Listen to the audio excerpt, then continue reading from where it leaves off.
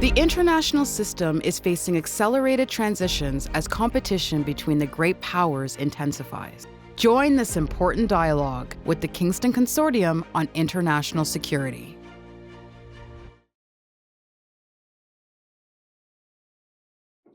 Okay, good afternoon. Bonjour à tout le monde. It is my absolute privilege and honor to facilitate this last keynote address by the Chief of Defense Staff, General Jennie Carignan. So my name is Jill Scott. I'm the principal of the Royal Military College. Having had the chance to sit in on the last part of the session this morning, I can tell you that that is mind candy for me, a really rich intellectual debate about some incredibly wicked problems facing us. And so thank you for that. So a graduate of the Royal Military College of Canada in engineering, General Jennie Carignan was commissioned into the Canadian Military Engineers in 1990. Since then, she's commissioned 2 combat engineer regiments, the Royal Military College Saint-Jean and the 2nd Canadian Division, where she spearheaded flood relief efforts in Quebec in 2019. More recently, she led NATO mission Iraq in 2019-20, participated in missions in Bosnia-Herzegovina, the Golden Heights, and Afghanistan. And from 2021 to 2023, Jennie Carignan was Chief of Professional Conduct and Culture. She holds an MBA from Université de Laval and a master's from the U.S. Army Command and General Staff College and the School of Advanced Military Studies. She's been invested in as Commander of the Order of Military Merit and is the recipient of the Meritorious Service Medal and Meritorious Service Cross. She received the prestigious Gloire de l'Escole from the Université Laval, and she was recently awarded an honorary doctorate also from Université de Laval. She was named as Chief of Defense Staff in July 2024. I say all of this knowing that you know this, but I think it really deserves repeating. Importantly, Jennie Carignan is the mother of 4 children, 2 of whom are serving proudly as members of the Canadian Armed Forces. And I'll just end by saying that I recently had the chance to hear Jennie Carignan not once, but twice in the Executive Leaders Program in Ottawa the last few weeks ago, where she spoke about the importance of career development and leadership development. And I'll just share one thing that I took away with me, and that is that the skills that got us to where we are today as leaders in our current roles are not the skills that are going to get us to that next phase, that we have to reach higher and work to enhance, in particular, our social and emotional intelligence as an anchor to everything else. I've been truly inspired by Jennie Carignan and her courage and candor to uphold the highest values of Canadian society and the highest values of the Canadian Armed Forces. Please join me in welcoming Jennie Carignan.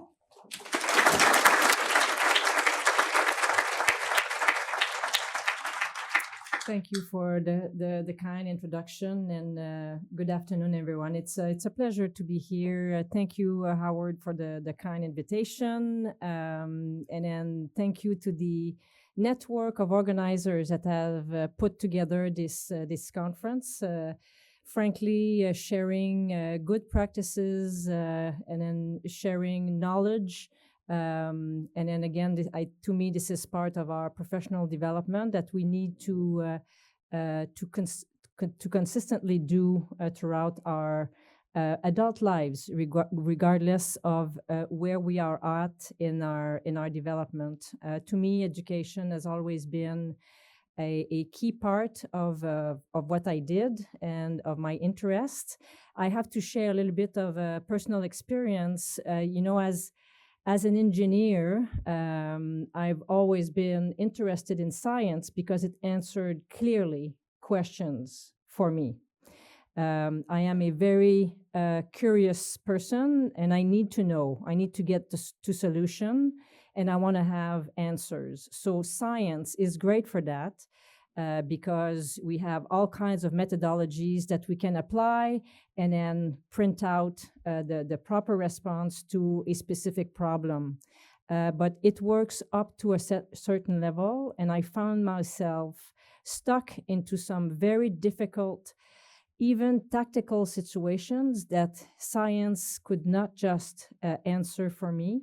And then all of a sudden, those history classes that I was more than happy to chuck aside during my bachelor's degree became what was the most important, along with sociology, along with philosophy and other humanities. So to me, this was a game changer as to how I look at the world and how I solve and how I navigate difficult issues.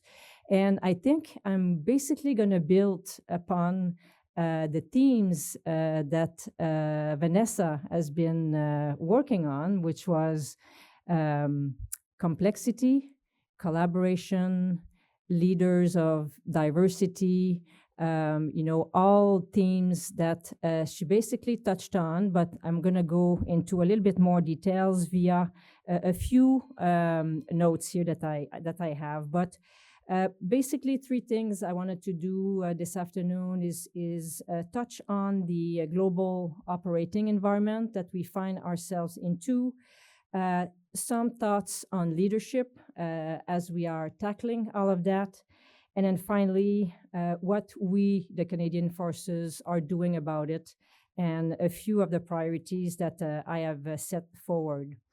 I think this is not news to this audience here.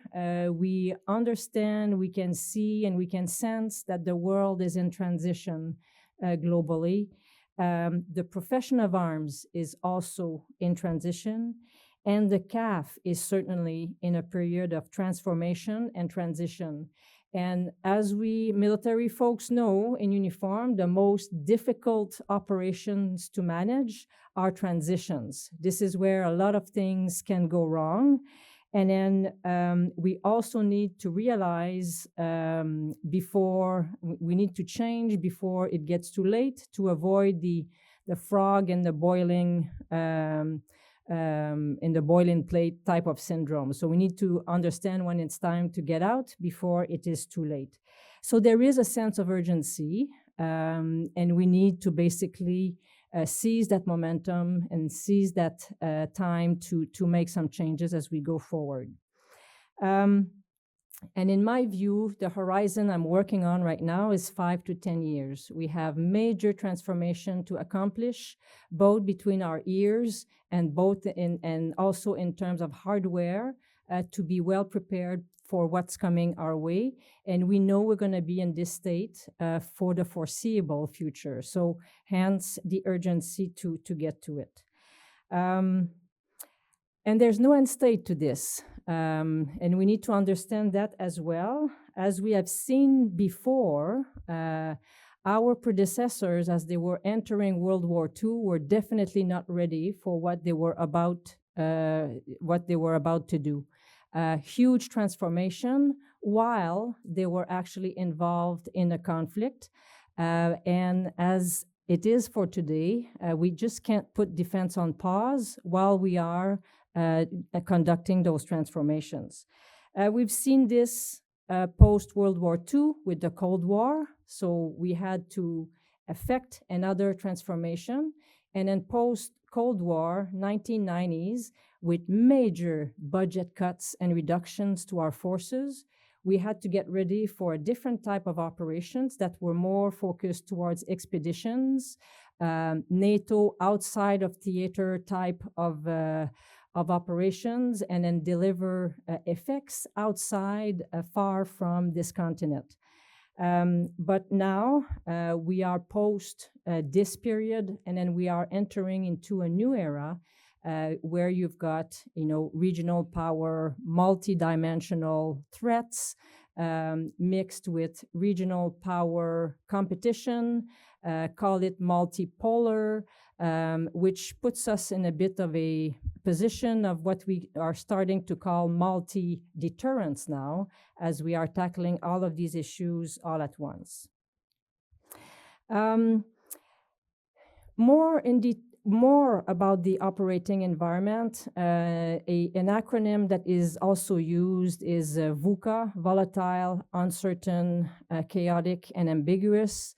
I kind of like it because to me, this is what describes better what we are facing globally. We could speak in terms of threat of the quads, so focused now on Russia, China, Iran, and North Korea, who are basically at times also working together into advancing their own agenda and then seizing opportunities as well as the situation evolves.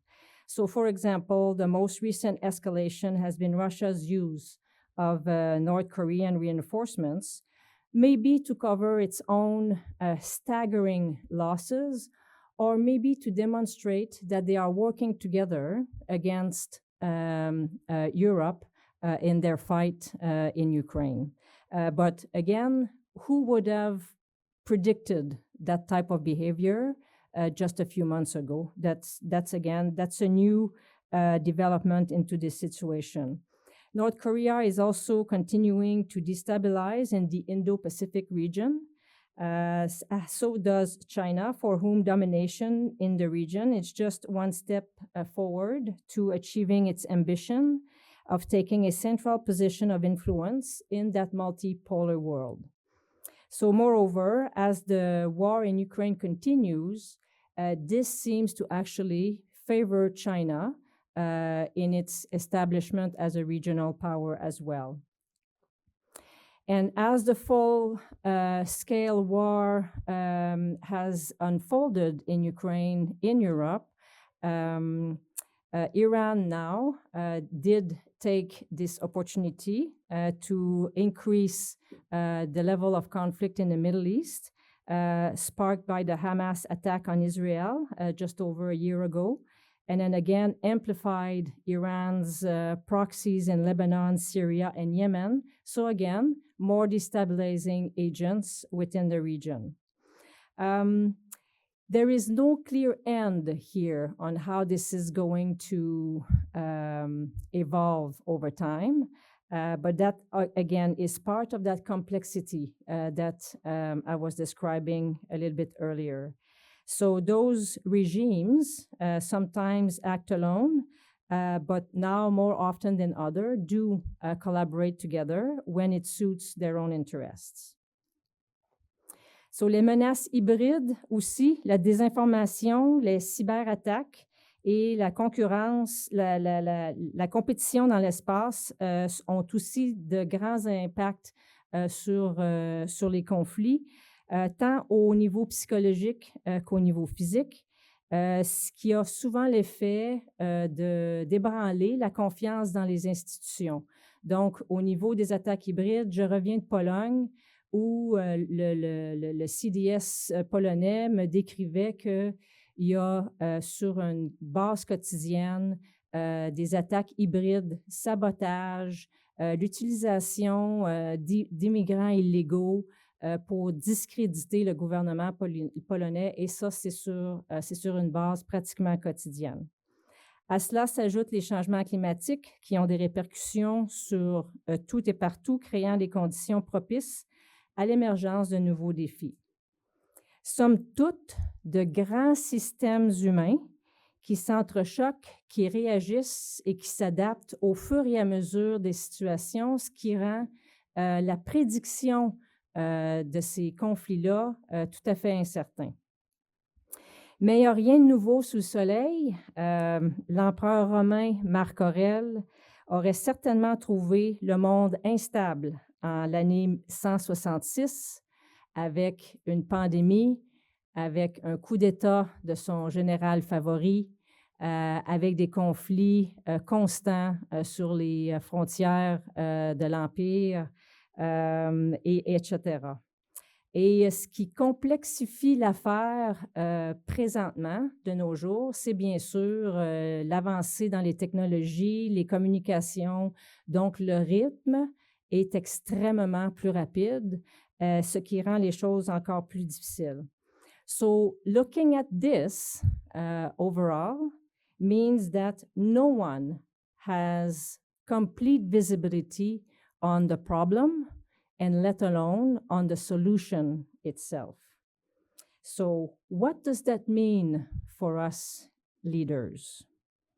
What does that mean for the type of leaders that we need to be successful today and in the future?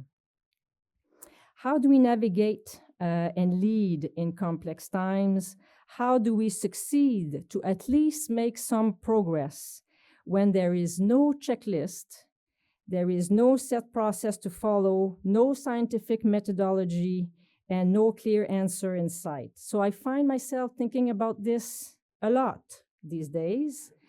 And then again, starting from the beginning, what is the starting point of all of this is feeling comfortable being uncomfortable.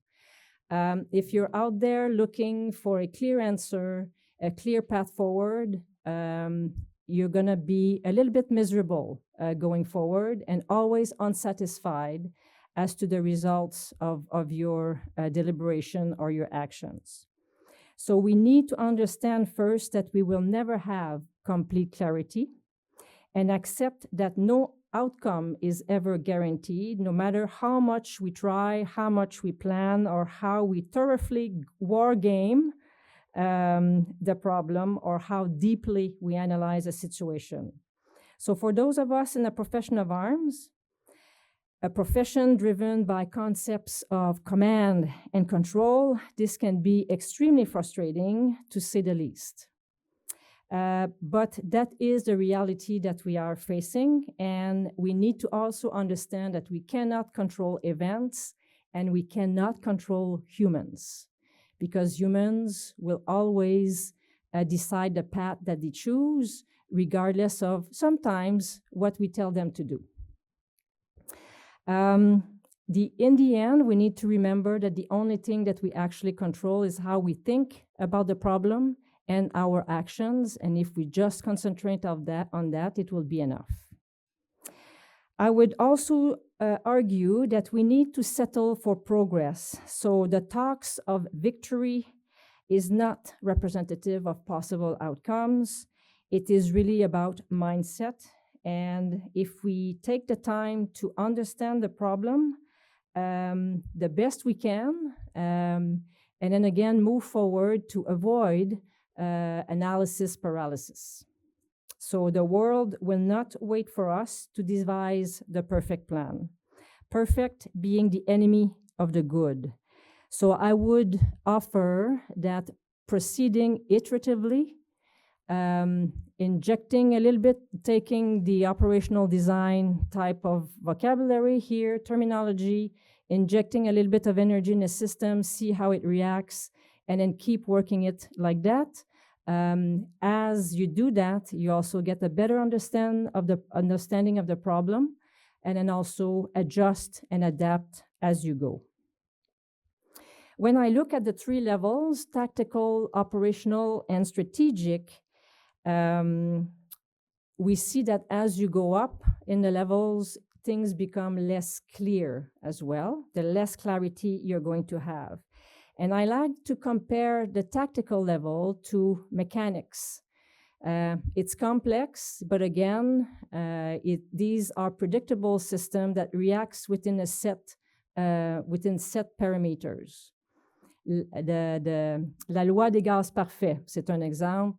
You change the temperature, then you get a certain volume. So this is predictable. You get to operational level, I will compare it to biology, like the human body. You can, prescribe a certain type of medication. Some person may react the right way and others not, but at least there is a level of predictability that is still manageable at the operational level. And then the strategic level I would compare to psychology or quantum physics, where the same input may generate 4 different outcomes. So predicting success becomes more challenging. Defining success, let alone victory, is even more difficult.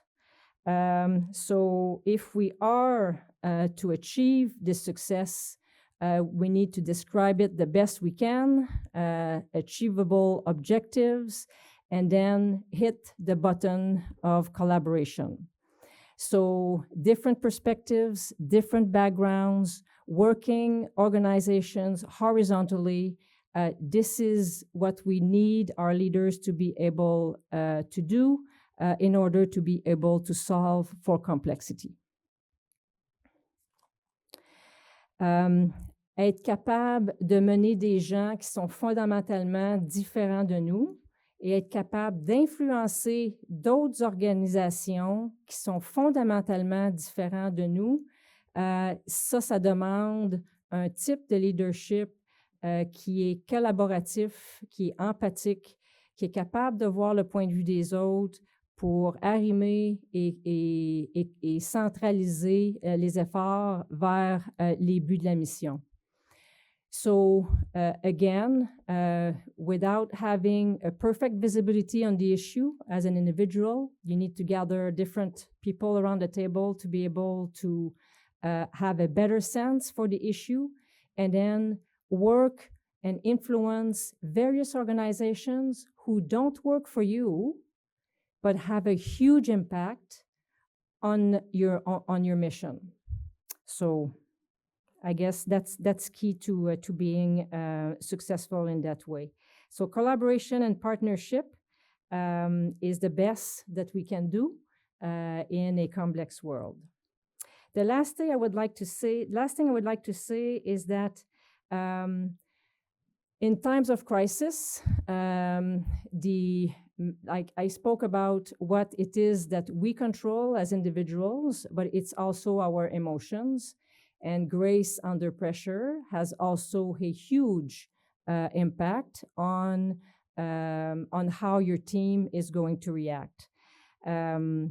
Having a calming effect on during a crisis enables calm minds to have a better view of what's happening as well. A clear mind is a force multiplier. So in the words, again, of the emperor, the mind without passion is a fortress, and no place is more secure. Or if you prefer, kindness is invincible, and anger far from being heroic. So the emperor's world, like ours, abounded in volatility, uncertainty, complexity, and ambiguity. And to paraphrase again, do what is yours to do and let the rest look after itself. Which brings me to the last topic. So what are we doing about it, the CAF? What is ours to do? How do we prepare the CAF for the world of the present and the one for the future? So as I said earlier, as we are in a time of change, transition, transformation of existential importance, both physical and cognitive, our three challenges are not simple, but they are straightforward, and this is where I am focusing a lot of effort. Recruiting, retention, and readiness.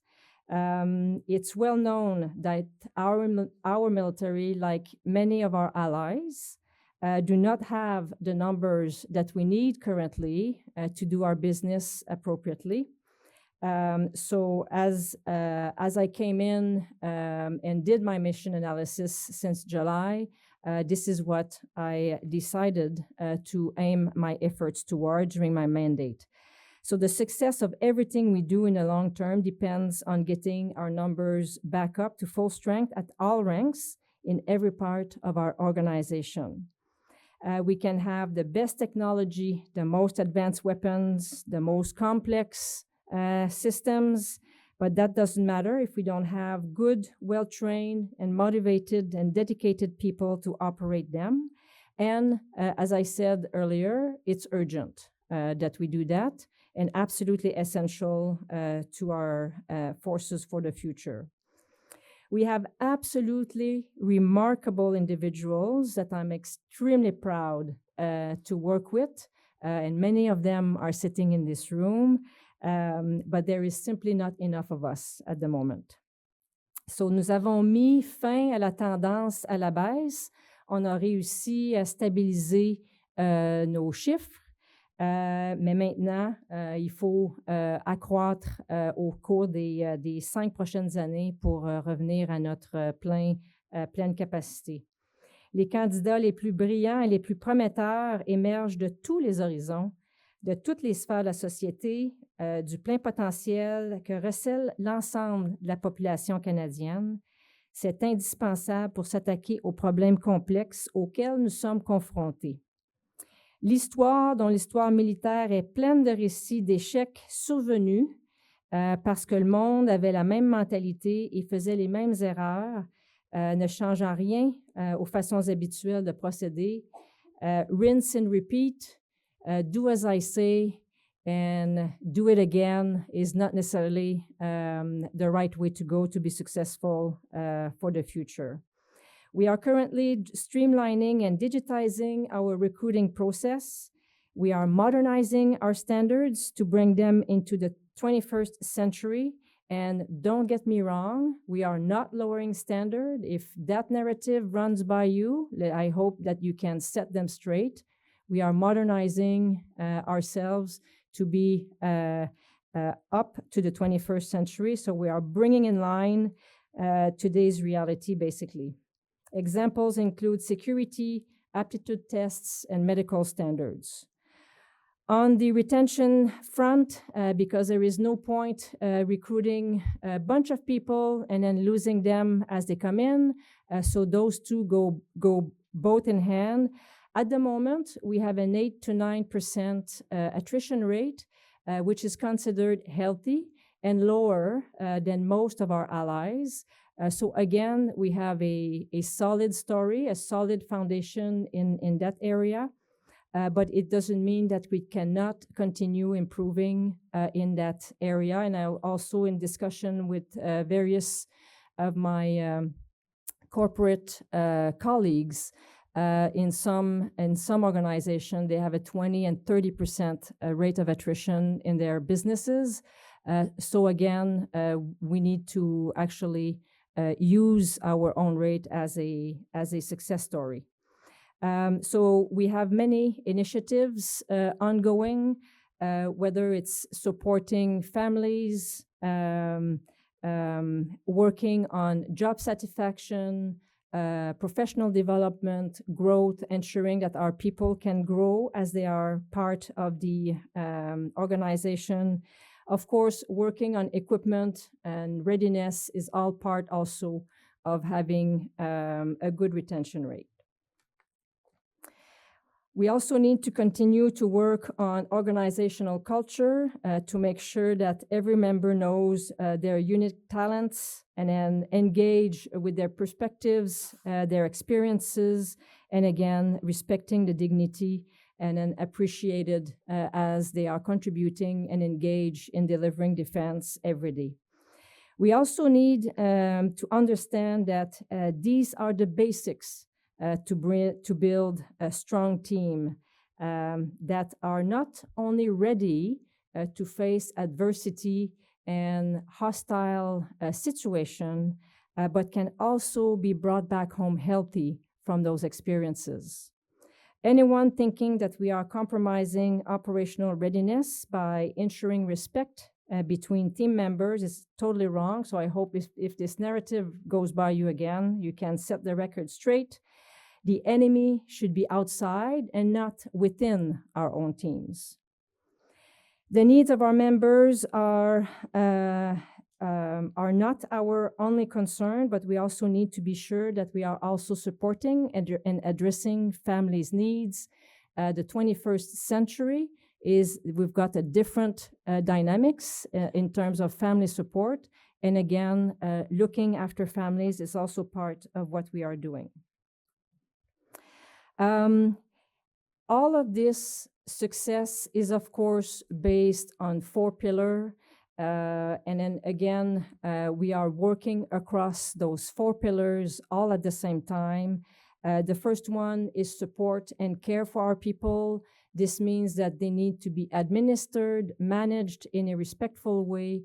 It also means that they need to have the opportunity to grow and develop as part of our forces, because again, we need to build an institution that is based on mutual trust, not only internally, but also with the Canadian public. The second one is readiness. Of course, everything we are doing is about delivering defense and effects for Canadians. So in terms of getting our equipment, getting our personnel ready is also the second pillar of that is supporting success for a CAF of the present and the future. The third pillar is advancing professionalism, which is again, today is part of those initiatives that goes towards that, being committed to the highest standard of ethical and personal conduct, whether on the job or in our personal lives. This is how trust is possible within our own teams, and again, also possible from the Canadians that we are mandated to protect. And then the fourth pillar is about modernizing our capabilities, and this is directly linked to the new defense policy and the new 2% investment that were now announced last spring. This is all, this consists of a whole, basically developing the defense of Canada and the Arctic is the first priority, along via our partnership with NORAD and the United States. The second, and then acquiring the new capabilities to do that, whether we're talking about detecting and the capacity to intercept. We're talking F-35 here, the new P-8 and so on. So a lot of new equipments are basically programmed over the next few years. Of course, NATO with our multinational defense, multinational brigade in Latvia. We have a permanent presence of 1,700 Canadians over there that is consisted of part of a 3,500 brigade deployed in Latvia to protect the eastern flank of NATO. And then, of course, the Indo-Pacific region, where we are now involved in a regular and permanent presence via the Navy, whether we're talking also about capability building in that area, human assistance, disaster relief, and so on. So a lot of work done in the modernization pillar, again, to sustain a new defense policy and new investments as well coming in. So I am extremely proud of the work of our folks in uniform, whether the work that they are doing here at home or around the world. We're very proud of their achievement and our leadership role in various instances, whether it's expeditionary or again here at home. In this complex and uncertain world, I think the members of the Canadian Armed Forces are so much in demand at the moment. We have a lot of requests coming from various allies and partners, and it is a nice problem to have, but also we got to be mindful of what our capacity to sustain all of this. But again, the work of your armed forces everywhere is extremely appreciated. So it is not necessarily easy every day, but frankly, looking at the team that we have around us, it does make things extremely interesting and hugely fulfilling. And made easier because of all this collaborative work that is ongoing. And then for that and for your time today, I really appreciate your attention and then looking forward to your questions.